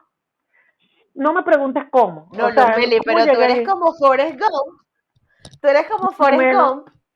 más o menos así, más o menos así. Es que te lo digo, o sea, yo vi Guau. una foto después de esto y yo decía, pero ¿cómo me monté yo en esa moto con un militar? Claro, Que lo vi buscando peligro. y le dije, ¿para dónde vas tú? Y entonces él me dijo, ¿para dónde está el cambio? Y yo le digo, yo me voy contigo. Y me monté en esa moto. Y Wow. llegué a, que yo no conozco tanto Fuerte Tiuna, una colega difunta que yo quiero muchísimo, quise muchísimo, pues sí, entonces yo la llamaba por radio, le digo, mira, yo ahora estoy aquí en Fuerte Tiuna, entonces me dice, vas a ir a tal sitio, no sé qué más, y cuando llego a un sitio, hay una rueda de prensa, y cuando yo escucho la rueda de prensa, digo, esto es un contragolpe, o sea, aquí pasó algo más. Había Claro, gente que no entendía lo que pasaba, pero ya yo sabía ya de política, pues estaba muy capacitada en el área política claro. y entonces empecé a buscar, a llamar y me dice mi amiga Berenice Gómez, busca a tal persona, busqué a esa persona porque ella cubría el área militar y me dijo, vente conmigo, me dijo el militar, ¿no? Y yo me monté en el carro, salí del sitio donde fue la rueda de prensa, me monté en el carro y llego a un sitio, ¿verdad? Que era la comandancia del ejército y donde está el Ministerio de Defensa. eh, y cuando estoy abajo está todo el mundo hablando de que regrese Chávez, que no sé qué más, todo, ¿sabes? Como estaban afuera, ¿no? Y yo, bueno, aquí, déjame ver qué va a haber aquí, ¿no? Ujú. Cuando llegué eso lo recuerdo muchísimo. Cuando llegué al quinto piso de allí, pues resulta que quien estaba allí era la gente del gobierno de Carmona Estanga. Y yo decía, pero ya aquí, ¿qué está ¿Qué? pasando aquí? Decía yo. Entonces yo le decía, ¿y ustedes saben que allá abajo eso está como una convención de acción democrática? Que casi que los militares tiran sillas, hablan, discuten, porque quieren que regrese Chávez. Pues ellos no lo sabían. Ellos decían, no, eso se va a solucionar. Se va a solucionar es que nosotros llegamos allí como a las 3 de la tarde, algo así, y salimos a las 12 de la noche con otra vez Chávez en el poder. Nos dejaron retenidos a los periodistas que llegamos allí. Eh, Nos dijeron, llegó un momento en que entró un oficial altísimo, me acuerdo, y dijo, todo el personal civil que está aquí está detenido, y no saldrá aquí hasta nuevo aviso. Y nosotros así como que, ¿qué? Y habían unos periodistas del extranjero que temían que bombardearan la zona, ¿no? Y yo así como que muy pragmática, porque eso también es una de las características que tengo que descubrir con el tiempo, yo así como muy, muy serena, le dice, mira, quédense tranquilo, que si, o sea, que hay muchos periodistas, yo no creo que haya intención o capacidad de bombardear esto, Ujú. porque sería terrible para ellos, ¿no? Para quien quisiera bombardearlo. Y ahí estuvimos hasta que se produjo la retoma, y salimos a las 12 de la noche por Cumbres de Curumo, me acuerdo, ¿Y que qué fue lo que está hiciste como después de salir para la oficina, no? para la Sí, oficina. claro. A Ay, ¿en qué escribir lo que, momento come uno, los Meli? Ay, no, qué angustia. Porque bueno, yo siempre escucho como esos cuentos de que no, nos quedamos 12 horas metidos, pero te dieron un refrigerio, un cachito, porque claro, o sea, es una tensión tan loca que tú no sabes qué va a pasar con tu vida, porque además el tema con el periodismo es que, primero que Chávez se encargó de generar como una especie de enemistad con el periodismo, eso por un lado. Luego estás en una base militar, que es la gente que tiene armas y que mata a la gente. Y uno como periodista, y bueno, yo estoy trabajando y me apasiona, pero también hay cosas humanas que no sé, por eso te digo como que... tú sabes que de las cosas, o sea, en aquella vez, por cierto, nos sí pusieron comida, dijeron, Claro, mandaron, porque había alguna logística de alimentación allí también, era una zona militar, pero tenían alimentos. claro. Y bueno, ahí pudimos ver lo que estaba pasando. Pero de las cosas que yo lamento muchísimo con las nuevas generaciones es que justamente este ver a los periodistas como enemigos ha hecho que muchísima gente no pueda ejercer el periodismo, ¿no? Entonces, porque bueno, es lógico, si te amenazan y todo esto, por supuesto que es lógico, tú dices, Claro, bueno, necesitas un cierto tipo de protección. Eh, claro. pero, porque no es solo compasión, pero yo recuerdo muchísimo lo que llamábamos nosotros los plantones. Pues mira, plantones, Ajá. todo periodista de mi edad que hizo reporterismo puede tener un cuento de un plantón. Pero eso es Exacto. nada en comparación, o sea, yo me acuerdo que una vez estaba esperando una ley en el Tribunal Supremo de Justicia, que Ujú.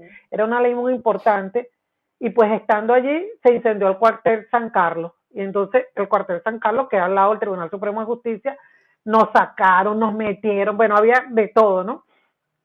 Yo hice también la cobertura de cuando Chávez, hice la cobertura de cuando Carlos Andrés Pérez, hice cobertura cuando el deslave de Vargas, estuve en esa zona.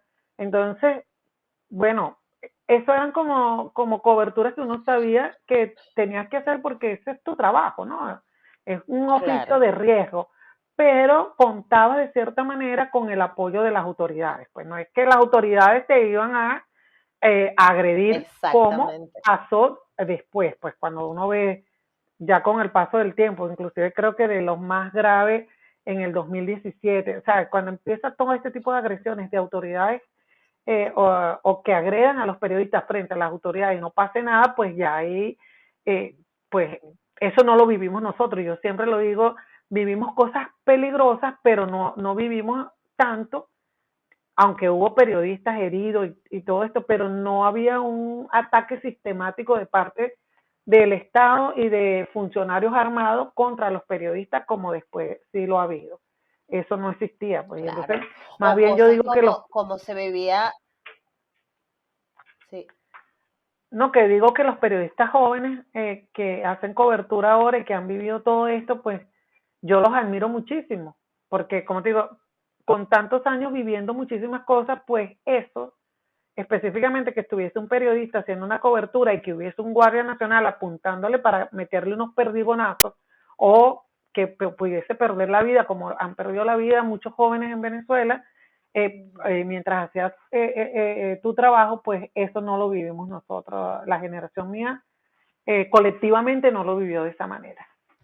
claro. Sí, o como por ejemplo, en los hasta día de hoy en Colombia el periodismo es una carrera de riesgo bien fuerte.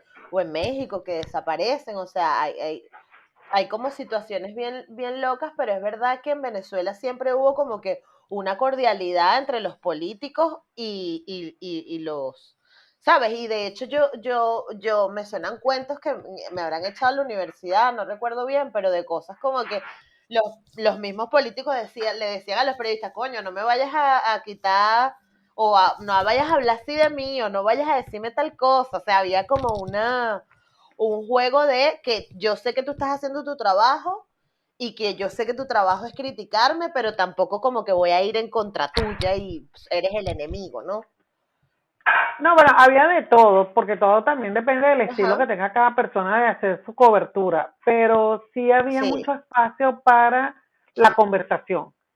Incluso exacto. había, yo recuerdo que cuando yo cubría Consejo Nacional Electoral, tenía una compañera chamita, ella era más joven que yo, de El Universal y yo trabajaba en el Nacional y las dos dijimos, bueno, lo único que vamos a hacer es que para no despertar tubiado, porque antes uno despertaba tubiado y lo que le decían, échate de Porú, Ay, y ya, sí. pues, este, era decirnos, bueno, mi amorcito, te quiero mucho, pero te vamos a tubiar mañana. Y entonces uno a veces no podía dormir en toda la noche, me decía, cónchale. Pero cuando eras tú la que tenías Claro, el tubo, pues era así como que tengo el tubo, pues. La gente dice que esa exacto. cosa pasó, pero yo creo que esa, o sea, el tener exclusiva, aunque si bien ya no era como antes, pero el tener exclusiva, que tú sepas algo y lo hayas confirmado y reconfirmado, sigue, yo sí creo que se Ajá, sigue viendo en el periodismo, porque eso sí, indica que tú estás cubriendo la fuente, ¿no? O que has hecho tu trabajo de estar, de saber qué es lo que está pasando, de no esperar que la claro. fuente declare o que alguien declare para que te diga qué es lo que está pasando. eh, Exactamente. Pero lo que pasa es que ahora también la sociedad misma se ha convertido en el periodista, en el comunicador, porque con la facilidad que tenemos de tener un teléfono, de mostrar algo, de tal, también yo siento que o sea, yo particularmente me fui por audiovisuales, pero sí es verdad que he visto que colegas míos como que ya no lo viven de manera diferente, ¿no? Con Twitter, con las redes sociales, con la tecnología, ya es como, no es como esa emoción de irte a la sala de redacción y esperar que saliera el primer tiraje a las 3 de la mañana, a las 4 de la mañana para que saliera, o a las 2, y esa emoción de tengo la noticia y vamos a ser los primeros, no sé, ahora es tweet fuera y ya tú sabes que eso alguien lo vio y ya como que, además es como más... ay, como desechable, no sé. Mira, a mí siempre, por eso siempre me gusta hablar con la gente más joven que yo, muchísimo más joven que yo, Ajá, porque fíjate, yo digo que nosotros somos como una generación de transición, pues, porque ajá, aunque venimos del impreso y de las grandes redacciones, pues ya eso no es así. Y eso no es así, eso empezó a cambiar desde hace bastante tiempo y creo que incluso el coronavirus va a traer muchísimos más ujú, cambios. Entonces, como dice una amiga mía también, colega que respeto muchísimo, yo también, yo soy anti-nostalgia. A mí, o sea, yo he hecho estos cuentos porque Perfecto. eso es sabroso, pues. Tú me estás preguntando y te puedo contar todo. Me No, y activas la esa es la memoria, idea. o sea, me activas la memoria, pero yo digo que uno vive el momento y hace las cosas en el momento. Entonces, bueno, toda época tiene sus cambios, y las plataformas han cambiado muchísimo. Hoy veía una clase, por ejemplo, de cómo empezó todo el tema de los medios. Yo estoy haciendo un programa de capacitación con unos alemanes, con Deutsche Welle Ujú, Academy, sobre viabilidad de medios, y entonces mostraba una foto en donde estaba toda la familia viendo televisión en blanco y negro. La foto era en ujú, blanco y negro y la televisión también, ¿verdad? Y luego ujú. mostraba una foto en donde salía todas unas cuestiones así como en el ciberespacio, con nodos, con colores, que es como más o menos se mueve ahorita un poco desordenada los datos, ¿no? Bueno, Ujú. sí, son realidades distintas. Ahora, lo que sí creo que se debe seguir preservando es la rigurosidad en el momento de trabajar con la información. Es decir, Ok. o sea, no, la gente dice, bueno, el periodismo ciudadano. Tenía un amigo, un colega también que decía, el periodismo ciudadano como tal no existe. Existe Ujú. gente que puede estar en los sitios y eso es importante porque los periodistas no tenemos el don de la ubicuidad. Generalmente Ujú. llegamos tarde a los hechos, o sea, las cosas están ocurriendo y la gente se entera primero y después el periodista llega. Pero No, excepto tú que estás en todos los momentos justos.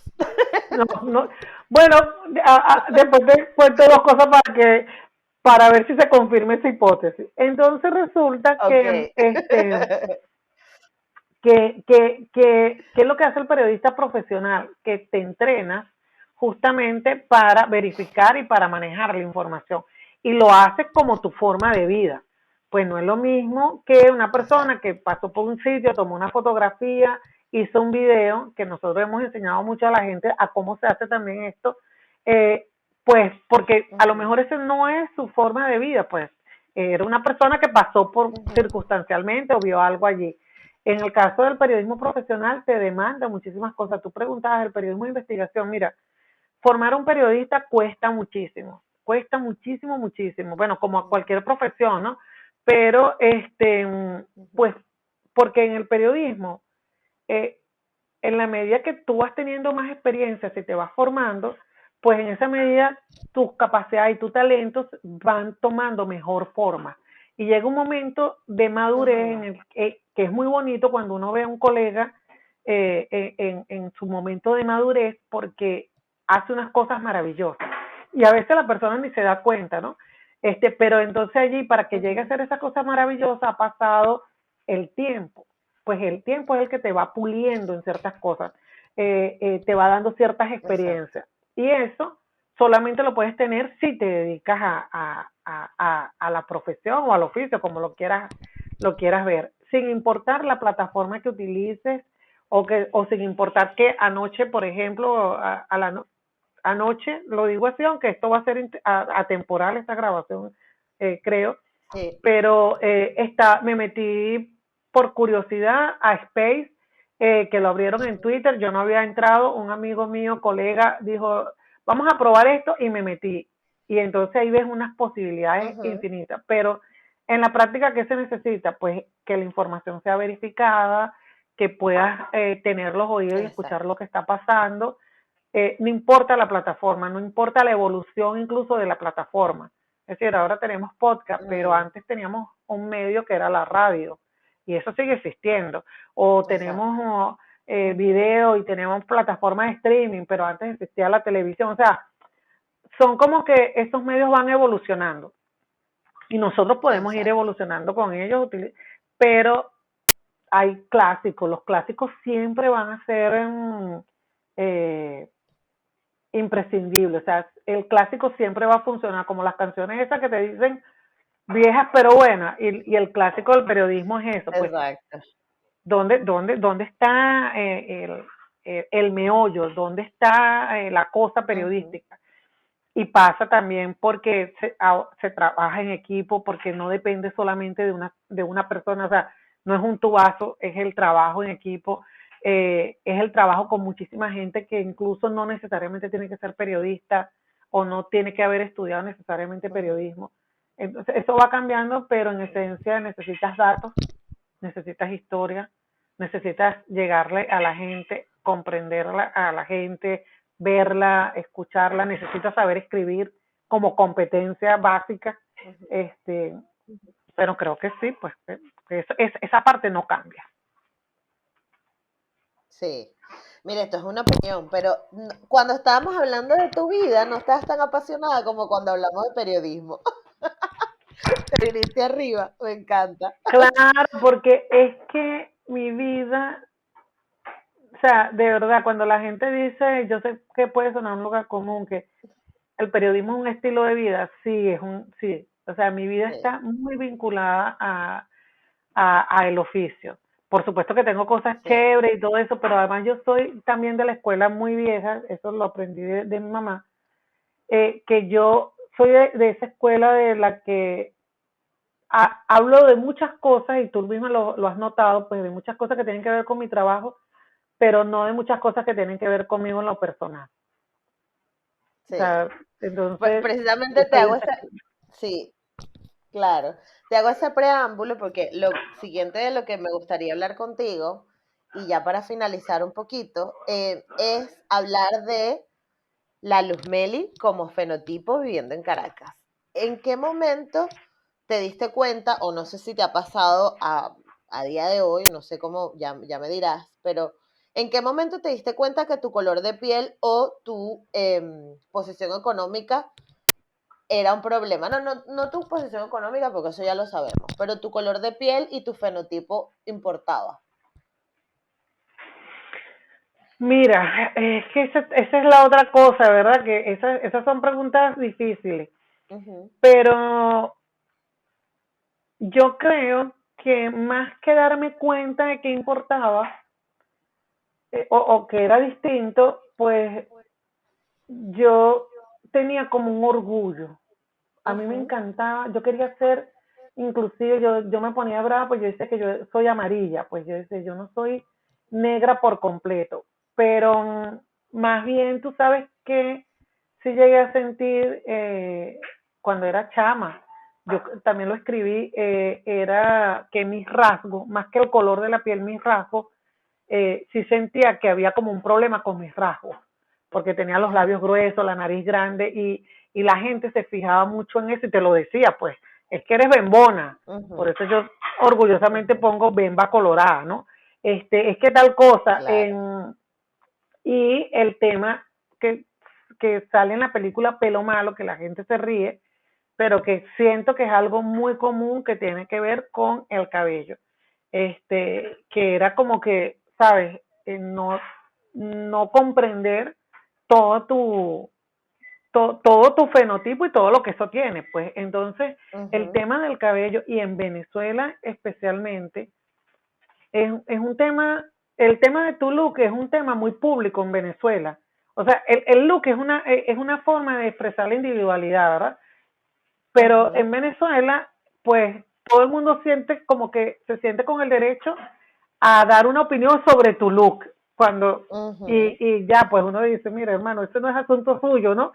Pero es Exacto. lo normal en el país. Y siempre he Ujú, hecho broma y digo, sí. en Venezuela no te saludas, sino que te pesan. Es parte de Me nuestra, encanta. digamos, hasta desconocimiento. Entonces, cuando te das cuenta de eso, sí, incluso yo llegué a un momento en el que yo nunca me he desrizado el cabello, porque más que Ujú, nada porque me fastidia mucho, yo no tengo hábito de arreglo de cabello, pero me costaba ujú. mucho tener el pelo desordenado. Y mi amiga, mi socia, Josefina Ok. Rollero, que la amo para toda la vida, ella siempre me decía, ya grande, ya yo era una adulta, ¿por qué no te dejas el cabello y tal? Y para mí era todo un tema, porque yo no encontraba a nadie que me tratara, o sea, que me cortara el cabello sin que me dijera, desrízate el cabello, alízate el cabello, hazte el rollete, y eso a mí me Ujú, fastidiaba mucho, o que me dijera alguna vez que tenía el cabello malo. Y entonces, hasta que yo aprendí, yo le digo, mira, ujú. ¿cómo que tengo un cabello malo? Mi cabello es de esta naturaleza. Y en eso tengo que decir algo que puede sonar muy superficial, pero yo llegué a un peluquero que es muy conocido en Caracas, era muy conocido en Caracas, este, Ujú. y a mí me encantó mucho la mirada de él, porque él me decía, o sea, cuando él trabajó con el cabello mío, me decía, te lo voy a cortar de esta manera y tal, y no te lo cortes tan corto porque tu cabello el cabello rizado se enrolla y después no se ve Ujú. tan bien como que te lo cortes, te lo degrafiles. Y digo que esto puede sonar superficial, ojo, Exacto. y no lo vayan a utilizar por allí alguna de la gente que saca las cosas de contexto, porque esta persona Ujú. que es un profesional de la peluquería, pues me trató con mucho afecto el cabello. Y incluso yo le decía, pero tú Ujú. crees que yo debería hacerme esta cosa, la queratina. Entonces, no, no, tú tienes una onda muy Ajá. linda, no sé qué más, tú tienes que dejarte tu cabello como tú eres, solamente hacerte un corte que te ayude a manejarlo. Se llama Chan, no es Claro. publicidad, pero creo Ok. que ayuda muchísimo, porque yo me cortaba el pelo incluso con una barbera, porque estaba obstinada de que cada vez que iba a una peluquería te decían, pero desrízate el cabello, que es que tu cabello es difícil, que tal cosa, y era un fastidio, pues entonces, pues llegué a Chan y él maravillosamente pudo trabajarme el cabello como yo quería que me lo trabajaran. Claro, Es que claro. puede ¿Y en ser qué momento? superficial.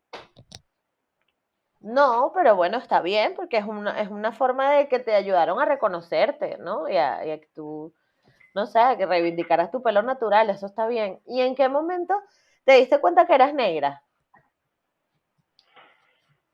Más bien en qué momento me di cuenta que no era todo lo negra que yo quería hacer. Exacto. Sí. No, en la universidad, ya en la universidad, pero claro, la universidad te abre otras cosas. Ujú. La universidad permite muchísimas otras cosas, sobre todo la central. Y Sí. ya de ahí en adelante, pues uno reivindica mucho su, su posición, o sea, tomas posturas Pero para muy ti siempre, políticas frente a eso. sí, para ti siempre fue una bandera entonces, o sea, para ti siempre fue como, Que yo recuerde, sí, pero acuérdate que uno tiene memoria selectiva. exacto. Que yo recuerde, sí, o sea, este, pero ahora que me estás haciendo esa pregunta, ahí como que tú sabes que a mí me pasaron dos cosas en los últimos años. Ujú. Una que yo de hecho broma y digo que yo descubrí que era mujer en las clases de periodismo emprendedor en Nueva York, porque la gente se sorprendía de saber que tres mujeres habíamos fundado un medio en Venezuela. Eso era una cosa impresionante para ellos. Y Ajá. luego de entender, de comprender lo que significa el color de piel en las sociedades, de comprenderlo, fue mi paso por Brasil. Yo estaba en unas conferencias en Brasil, en Sao Paulo, y una muchacha me preguntó que si haber sido mujer y negra no me había afectado en mi profesión, ¿no? Y Ujú. yo en el momento le respondí que no lo sentía así, pero me quedé Ujú. pensando. ¿Sabes esas preguntas que no te las hacen y después uno se queda así como... "Mm"? Sí. Y entonces me empecé a preguntar y lo comentaba con unos colegas, yo le digo, oye, es que me estoy poniendo a pensar cuántos negros estudiamos periodismo. Y la verdad es que no somos tantos los negros que estudiamos periodismo en Ujú. Venezuela. Entonces, eso significa, o que no nos, o sea, ¿qué es lo que eso puede significar? Claro, el Ujú. tema es que ese tema étnico no está siendo discutido en Venezuela, porque el Ujú. tema mujer sí, o sea, porque la mayoría de las redacciones y las escuelas de comunicación están llenas de mujeres. Cuando yo el tema Exacto. que sí introduje fue el tema de que sí, están llenas de mujeres, pero no de mujeres dirigiendo o en altos cargos de toma de decisión. En algunos casos sí, no en Ujú. todos, ¿no? Entonces, ahí ya ves Ujú. la diferencia. Y en el caso de la etnia, eso todavía no se ha discutido en Venezuela. Entonces mucha gente le asombra que nosotros somos 4 directoras,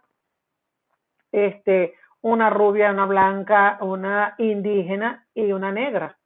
Y entonces yo le digo, sí, pero es que Venezuela es así. Y eso hay gente que Claro. todavía le cuesta entenderlo afuera, porque afuera está todo como que muy marcado, muy parcelado, Ujú. pero nosotros que lo vivimos no lo hemos discutido, todavía no lo hemos Claro. trabajado o tratado como tema. Ujú, ujú, ujú. Sí, son conversaciones que hay pendientes por ahí. Pero cuando fundaron el medio, ¿buscaban eso? O sea, ¿buscaban tener esa diversidad o fue? No, es que es Ujú, pura casualidad, porque nos encontramos mujeres con ujú. distintas características en redacciones, ¿no? Ok, Y pues fue pura casualidad, pero que te habla también inclusive que aunque estas conversaciones no se dan en Venezuela, ujú. pues te habla también de un sistema diverso, pues, que ojalá que se multiplicara y que hubiese mayor conciencia, o sea, que la cuestión no fuese que pasan las cosas, sino Exacto. que hubiese también la intencionalidad de poder hacer todas estas combinaciones. Sí, Y a nosotros nos ha resultado maravilloso, eh, claro. pero todavía creo que falta mucho. Por ejemplo, yo le decía a unas personas, este, pues la diversidad no solamente tiene que ver con la etnia o con el género. ¿Qué Ujú, pasa? Que nosotros en Venezuela tenemos una visión tan centralista que creemos que lo que pasa en el país es lo que pasa en Caracas, por ejemplo. ujú. Entonces, eso también no tener la mirada desde otros puntos de vista geográficos también nos afecta. Sí, sí, sí.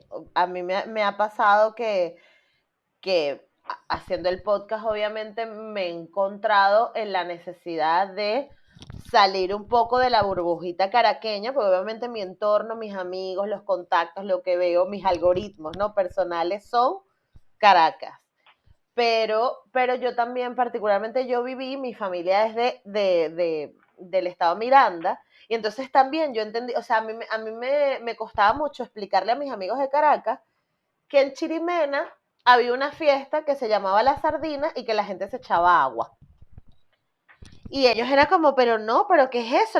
Eso existe, ¿sabes? Siempre está como eso existía, es como, bueno, no sé si sabes, pero si sales de Caracas hay un montón de cosas, entonces como que una de las misiones también es tener la conversación de que Venezuela no es Caracas, y que los caraqueños, y yo creo que pasa en todas las capitales, los caraqueños se sienten como, bueno, lo que pasa aquí, y sí es verdad que hay muchas tomas de decisiones que van desde Caracas, pero eso no significa que la personalidad, las vivencias, las realidades sean las mismas. Entonces eso está bien interesante. Sí. Sí, Y y yo creo que esto hay que plantearlo y discutirlo porque eso, pues no, eso no se está viendo todavía. ujú, Hay una visión si hablamos de visión colonial, hay una visión muy colonial desde Caracas hacia las regiones. sí, sí, sí, total. Mira, Luz Meli, para finalizar, algo que me encantaría saber es en qué proyecto estás trabajando ahora, además de Efecto Cocuyo, y cómo te proyectas, cuáles son los planes de dentro de 5 años si ya los tienes proyectados por ahí. Maravilloso, maravilloso. Mira, no, yo estamos todavía trabajando muchísimas cosas en Efecto Cocuyo y justamente en estos días hemos estado trabajando en nuestra planificación estratégica y planes quinquenales. Ujú, Y en mi caso particular, yo estoy muy enfocada en el área de migración. Pues yo digo que esa va a ser el área donde desde el 2018 estoy enfocada en el área de migración y he estado dando talleres en la Fundación Gabriel García Márquez sobre migración, eh, creando escuelas de cobertura de migración. Ay, te quiero mostrar algo precioso que hicimos, que no lo hice yo, pero estuve en el equipo que lo hizo. ok. Por cierto, esto me lo encontré por allí. El cuerpo, esas cosas que uno, mira esto, mira esta belleza. Ok. Esto también está en internet y esta es una guía para cubrir la migración y el refugio de venezolanos. Puentes de comunicación, cómo cubrir la migración y el refugio de venezolanos. ¡Wow! ¡Qué interesante! ¿Y dónde Y podemos es encontrar una, esto? eso está en internet, yo Ok. te puedo mandar los links, y esto fue una escuela que hicimos con 60 periodistas de la región, eh, y con Dolce Vele Academy, lo hicimos nosotros también, para tratar de sacar el tema de la migración de solamente la mirada de los venezolanos que están migrando. Ujú. Entonces creo que ese es un tema hermosísimo en general, que nos habla de diversidad, de ver otros procesos. Y en estos días en el curso que estuve con Gabo, tratando de que abriésemos también la mirada junto con otros colegas, pues hablamos mucho de la migración de los haitianos. Sí, decía, mira, Sí. eso parece un río, como esos ríos subterráneos, que tú sabes que está allí y simple y llanamente decides que no lo ves, Ajá. porque los haitianos tienen desde el 2010 aproximadamente saliendo de su país, recorriendo todos los otros países, los sacan de un lado, los discriminan en el otro, o sea, viviendo una situación este, que no termina de ser visibilizada, ¿no? Entonces, bueno, y ahí todas las coberturas estas interseccionales y todas estas cosas, y yo estoy ahorita muy metida estudiando muchísimo, Ujú. para tratar de generar teoría desde la práctica. Es decir, Ok. yo pasé 6 años con mi equipo y en distintas cosas haciendo mucho, haciendo toda esta transición de venir de una redacción en un contexto como el venezolano, de una redacción impreso, a todo esto. Pues ahora yo soy de las que digo que, bueno, que no solamente el coronavirus nos cambió en muchas cosas. Ya esos cambios venían, pero la pandemia los aceleró, los está Los acelerando, acelero. y eso trae nuevas implicaciones. Entonces, que Ujú. en mi plan quinquenal contempla la Ujú. posibilidad de seguir estudiando el fenómeno para darle un texto, una cosa más sólida, más allá de la práctica. Ujú.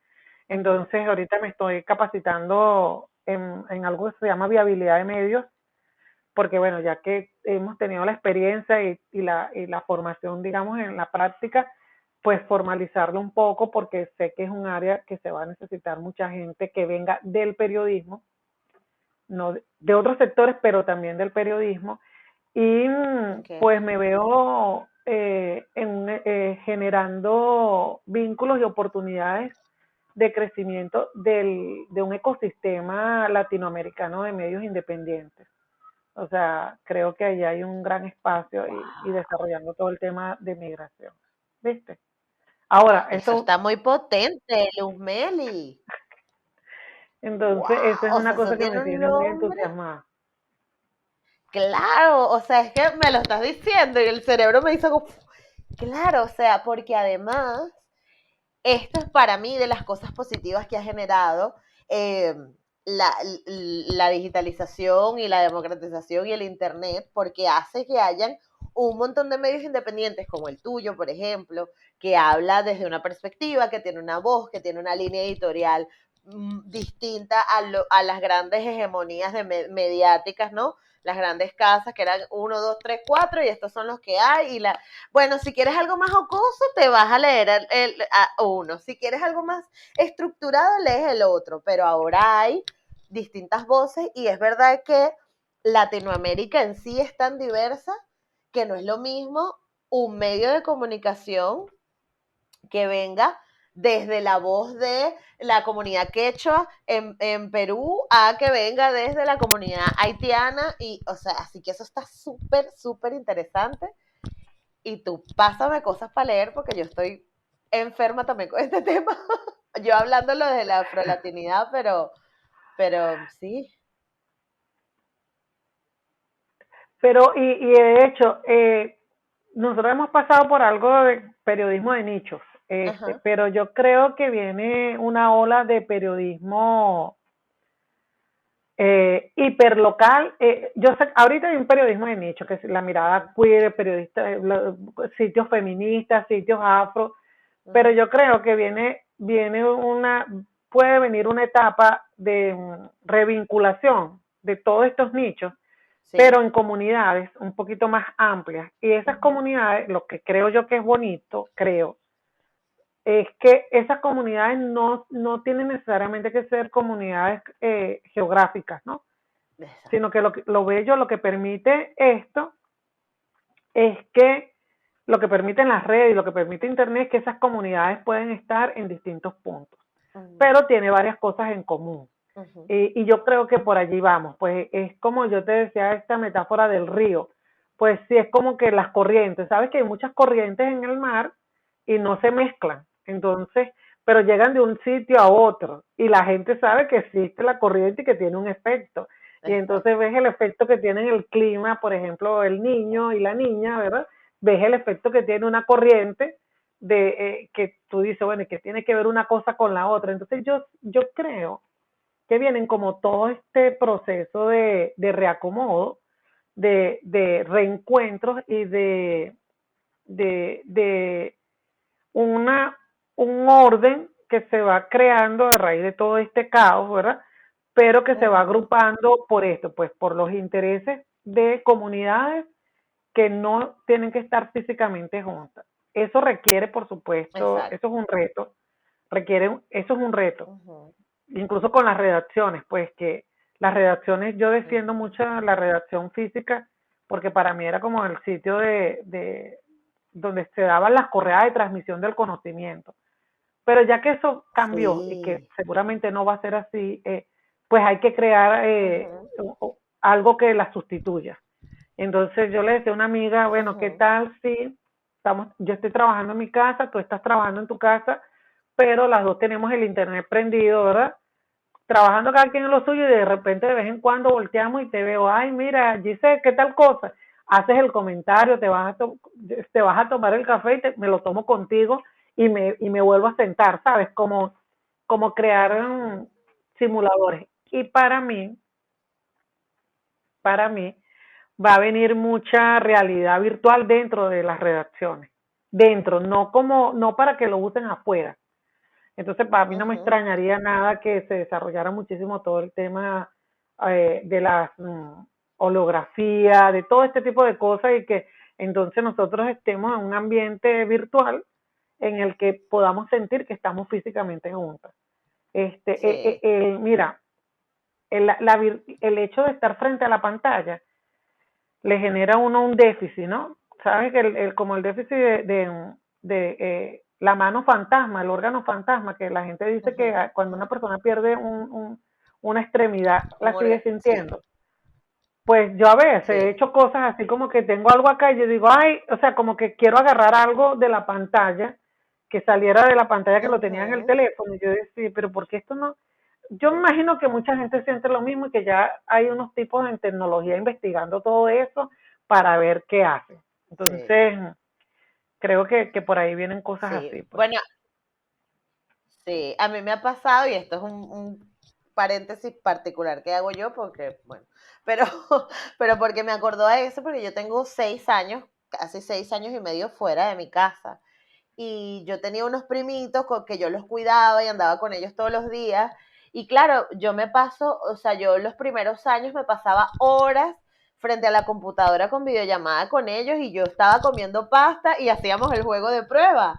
Y ellos, ay, qué rico. Y era como que, y ellos son una generación que se está criando así, que están acostumbrados a respetar a esa persona que vive fuera y que te llama y de darle su tiempo también y de acostumbrarnos a celebrar el cumpleaños con la pantalla de fulanito cantándome cumpleaños, desde, ¿sabes? Y como que, o sea, me ha pasado que mi mamá me ha hecho torta, ella en Venezuela y la sopla ella, pero estoy yo aquí.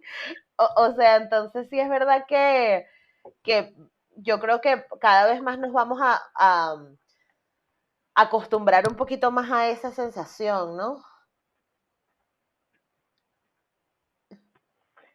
Sí, y bueno, por supuesto que siempre va a hacer falta, porque somos gregarios, que Claro, haya el contacto físico. claro. Este, y uno lo siente, pero yo sí creo, o sea, creo que van a pasar cosas así como bien interesantes. No, no sé Sí, sí.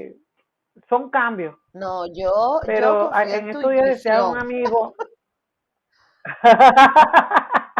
en estos días decía un amigo, ¿cómo van a hacer las empresas para que la gente regrese al espacio físico laboral?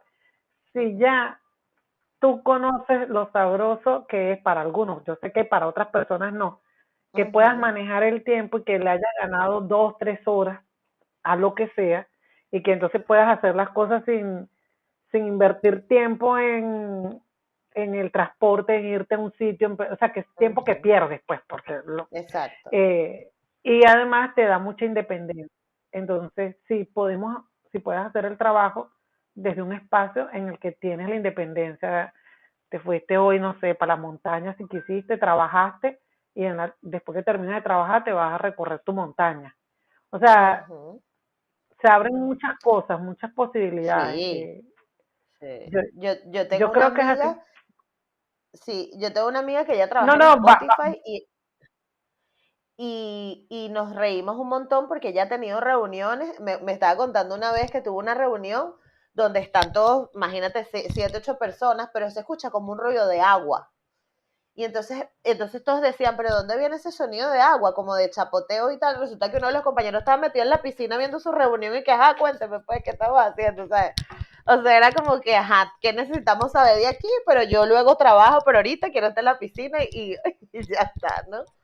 Y claro, ha quedado demostradísimo para muchas empresas que el remoto es el futuro y además lo que se ahorran también las corporaciones de no tener un espacio físico.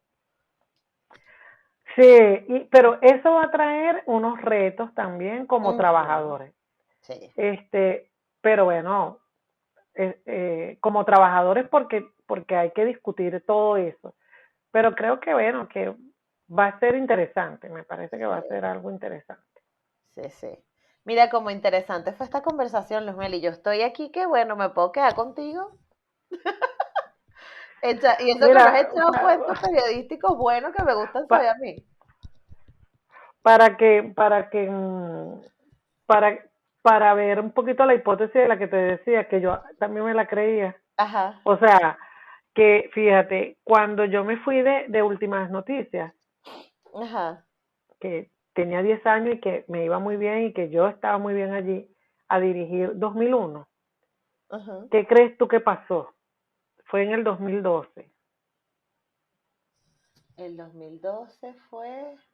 Ay, yo no me acuerdo. 2012, ¿qué pasó en 2000? En política venezolana. Política venezolana. Fue cuando se muere Chávez, ¿no? Ajá, cuando yo decido irme de Últimas Noticias para 2001, Ajá. a los pocos días Chávez anuncia que se va para, para Cuba Y que y tiene nombra cáncer. a su sucesor, no, y nombra a su sucesor. Claro. Entonces yo le decía, yo me reía, yo le decía a mi nuevo jefe, yo le decía, bueno, me suele pasar, ¿no? Que cuando cambio de posición o entro en algo pasa una cosa que tiene que ver con la cosa política en Venezuela. Claro. Entonces, pero creo que ¿Viste? rompí el hechizo, creo que rompí ese Ajá, hechizo ¿cuál es la cuando... anécdota que no crees? ¿Cuál es la anécdota que no? Ah, no, no, que ya después con todo esto en el caso venezolano, pues ya yo digo que rompí el hechizo, aunque yo me vine yo estoy ahorita en Estados Unidos y vine a hacer la Ujú. cobertura justamente de elecciones porque me parecía que era un caso increíble.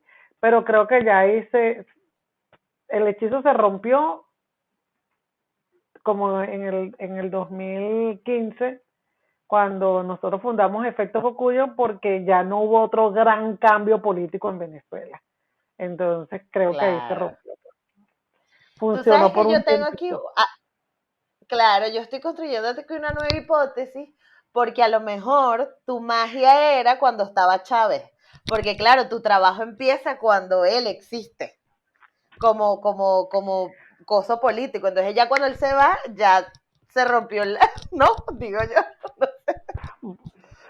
Bueno, fíjate que yo estaba escribiendo un libro sobre Chávez y Ajá. aunque yo no sé si esto va a salir grabado, ojalá que no, Ujú. No quieres que, si no yo quieres que supe, salga, no sale. no, yo supe que estaba enfermo antes que él lo dijera. Y mi jefe me Ujú. decía, pero ¿por qué tú dices eso? Y yo le dije, porque, o sea, yo como cubría política y tenía que verlo todos los días, yo le digo, porque se lo estoy viendo en la mirada. Y él me decía, tú estás loca, Luz Meli. Y bueno, y así como eso te puedo contar todo lo que, otras cosas, pero sí creo que había como, o sea, yo hacía mucho seguimiento a eso, pues estaba como, había como mucha vinculación allí con el Estabas tema conectado. político y con ese señor de observarlo, mi carrera tuvo mucho que ver con todas esas cosas, con Claro, todo lo que yo iba viendo de los cambios políticos de Venezuela. con él. Wow.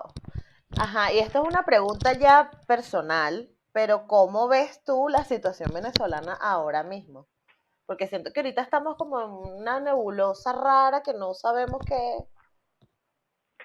Bueno, sabes que ya yo escribí, yo tengo varios artículos en el Washington Post donde Ujú, voy diciendo las cosas que yo veía que podían pasar si no había un cambio de estrategia ujú, para evitar llegar al momento en el que estamos. Yo siempre digo, después que yo empecé a hacer mucho análisis político, pues yo no doy sugerencias de nada, pues yo no soy consultora, ujú, y porque si uno se equivoca, ¿verdad? Uno no asume su equivocación, la tiene que asumir ujú. el que te hizo caso.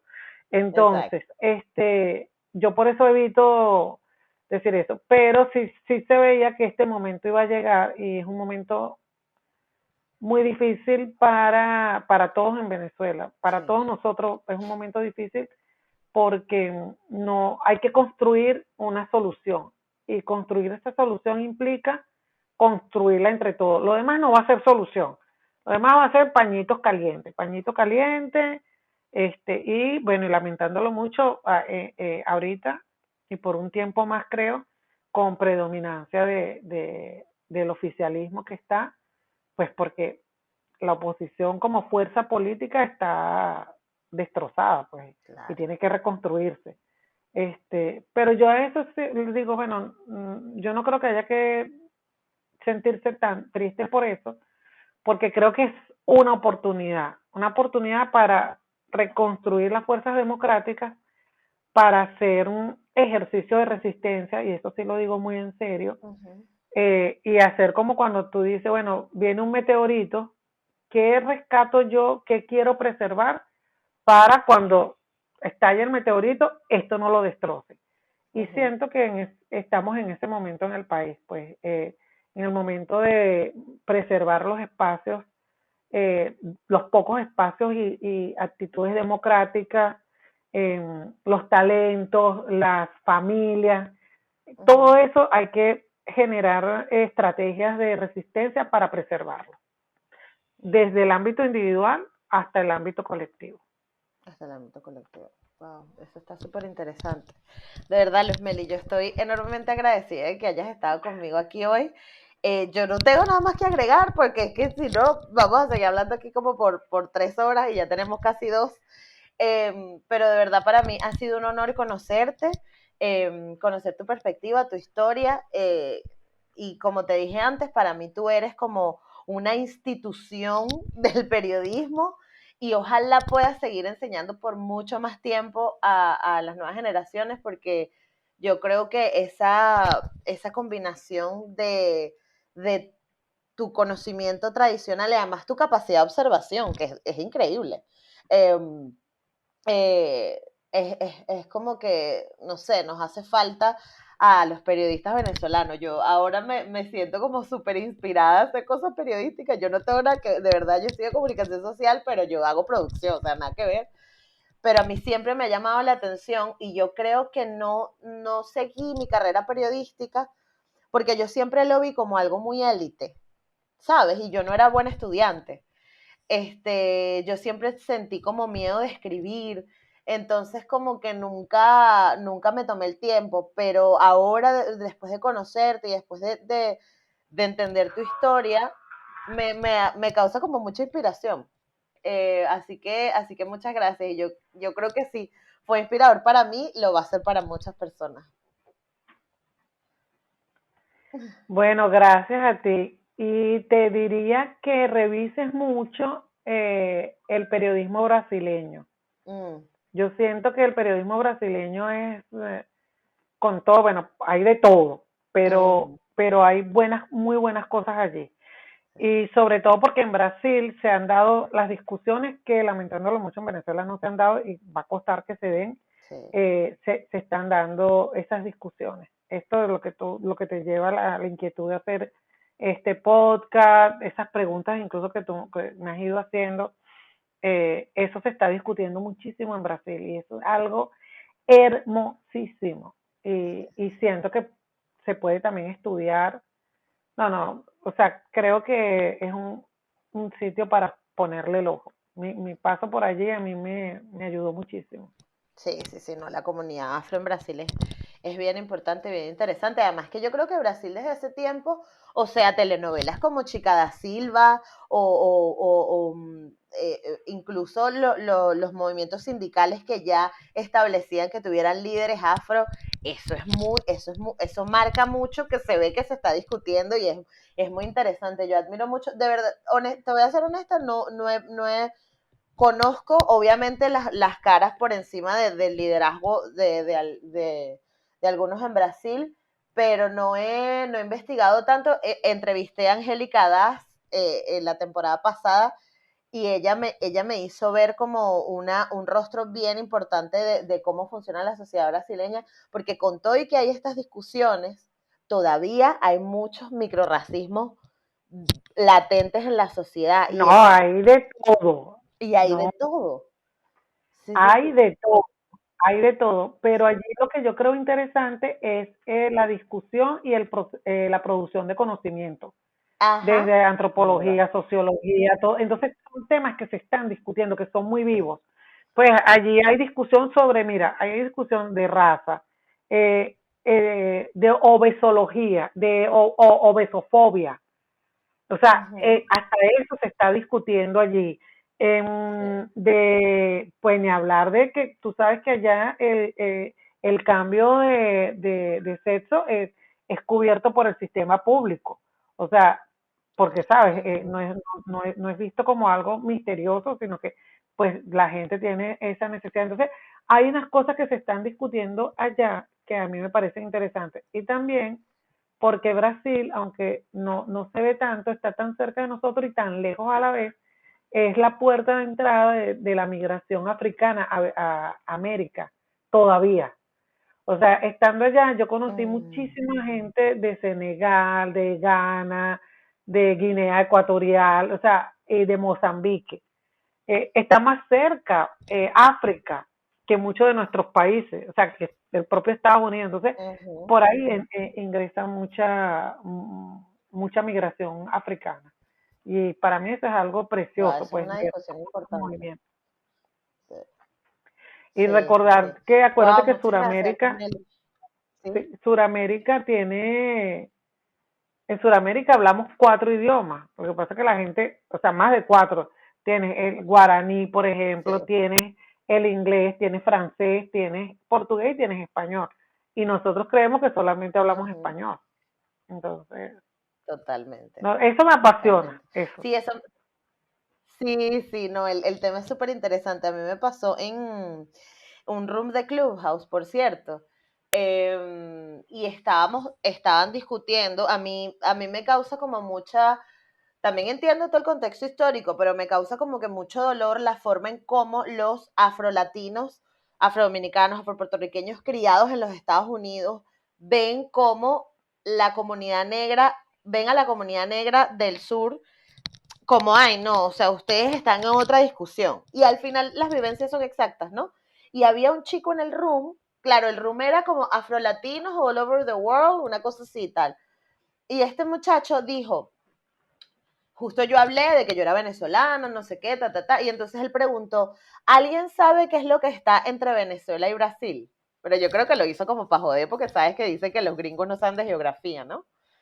Y este room, la mayoría eran muchachos negros con crianza latina, pero que habían crecido en los Estados Unidos, así que gringos.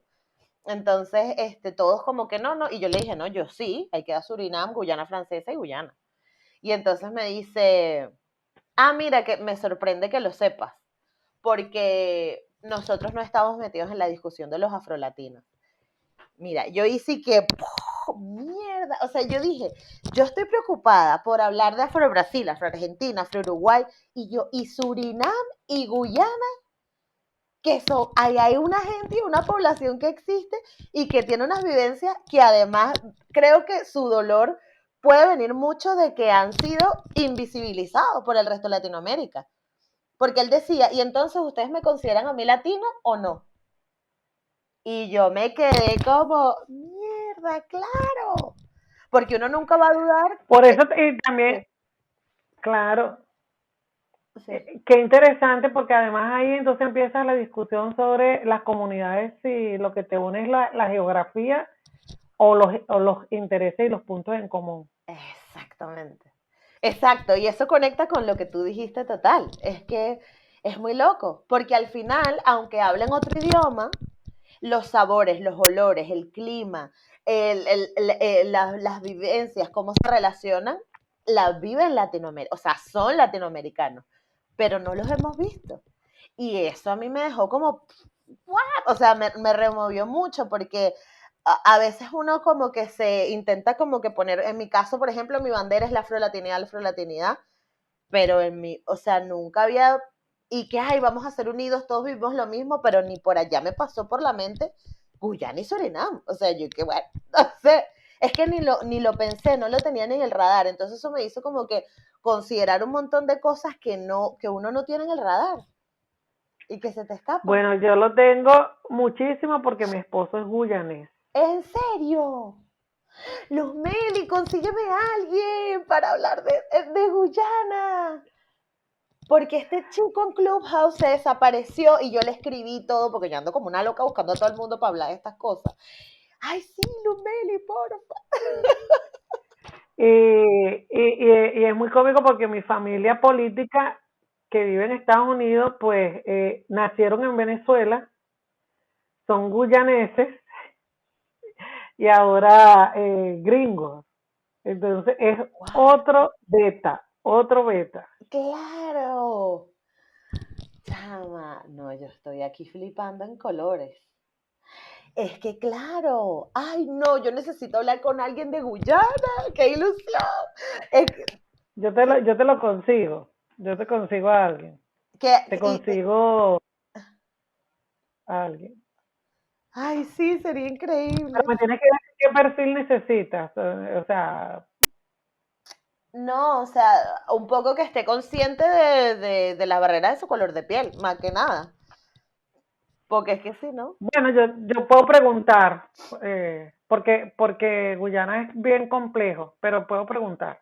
Claro, porque además es eso, o sea, dentro de la complejidad hay una realidad que hay que hablarla, pues, o sea, para mí yo tampoco me voy a poner aquí que, ay, vamos a mostrar, no, o sea, sino bueno, para que lo hablen y para que no pase por debajo de la mesa, porque si mi misión particular es que hablemos todos y que haya una mesa y que haya distintos perfiles, pues hay que mostrar ¿no? Claro, Sí. perfectamente. Mira, ahora sí me voy, Vámonos, sí, porque tengo una muchísimas gracias. entrevista ahora. Sí, sí, sí, muchísimas Gracias a ti. gracias. Un abrazo.